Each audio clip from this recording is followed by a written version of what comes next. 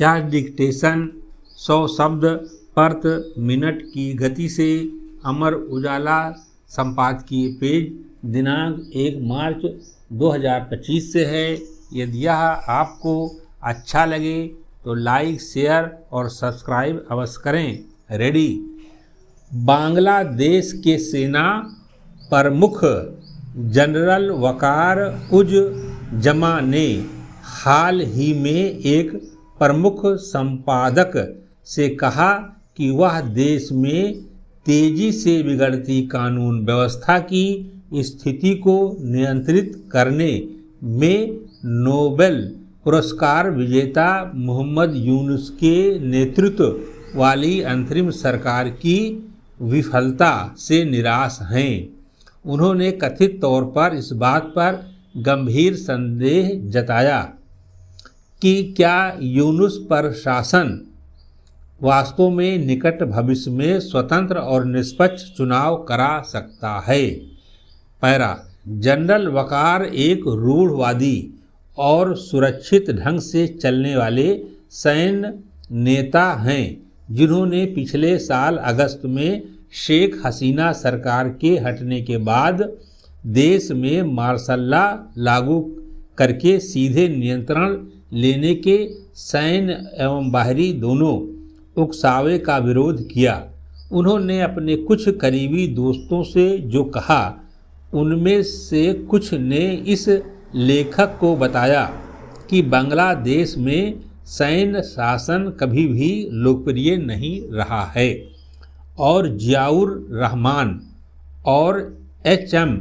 इरशाद जैसे जनरलों को शीघ्र ही जनता की नाराजगी झेलनी पड़ी। पैरा।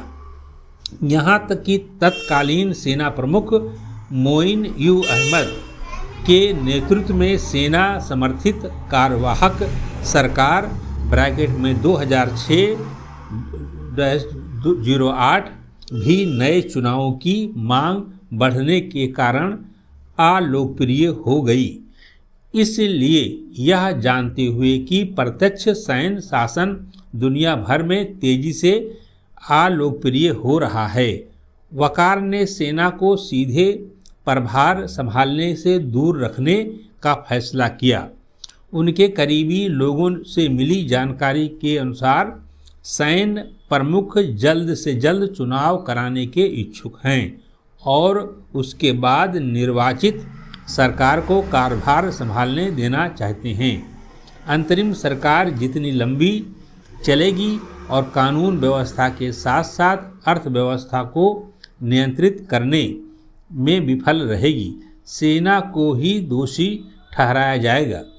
जब छात्रों और कट्टरपंथियों की उग्र भीड़ ने बांग्लादेश के संस्थापक शेख मुजीबुर रहमान के घर में स्थित संग्रहालय को ध्वस्त किया तो सैनिकों के मूक दर्शक बने रहने से सेना की छवि खराब ही हुई। पैरा।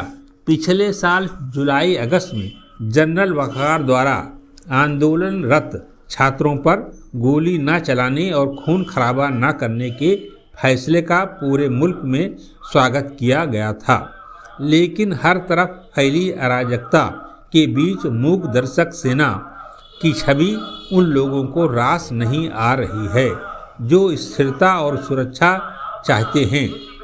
कुछ लोग पहले से ही सवाल उठा रहे हैं कि मुल्क में कानून व्यवस्था बहाल करने में असमर्थ सेना को संयुक्त राष्ट्र शांति स्थापना की जिम्मेदारी कैसे दी जा सकती है। सेना प्रमुख जनरल वकार को यह एहसास होने लगा है कि उन्हें सिर्फ वादे करने के बजाय निर्णायक रूप से काम करना होगा। यह इसलिए भी महत्वपूर्ण है क्योंकि जनरल वकार ने ही हसीना के नेतृत्व वाली आवामी लीग सरकार के सत्ता से बाहर होने के बाद राजनीतिक दलों, सिविल सोसाइटी और छात्र आंदोलनकारियों से विचार विमर्श के बाद अंतरिम सरकार स्थापित करने की पहल की थी। पैरा। सेना प्रमुख ने हसीना के सत्ता से बाहर होने के बाद राष्ट्र के नाम अपने पहले संबोधन में कहा कि वे सामान्य स्थिति बहाल करने की जिम्मेदारी ले रहे हैं और उन्होंने जल्द से जल्द राजनीतिक व्यवस्था बहाल करने का भी वादा किया। हालांकि सेना प्रमुख ने अब तक यूनुस और उनकी सरकार का दृढ़ता से समर्थन किया है, लेकिन जब उन्हें एहसास हुआ कि नोबेल पुरस्कार विजेता को समय से पहले चुनाव कराने में कोई दिलचस्पी नहीं है और वह पहले सुधारों को आगे बढ़ाना चाहते हैं, तो वह असहज होने लगे। समाप्त।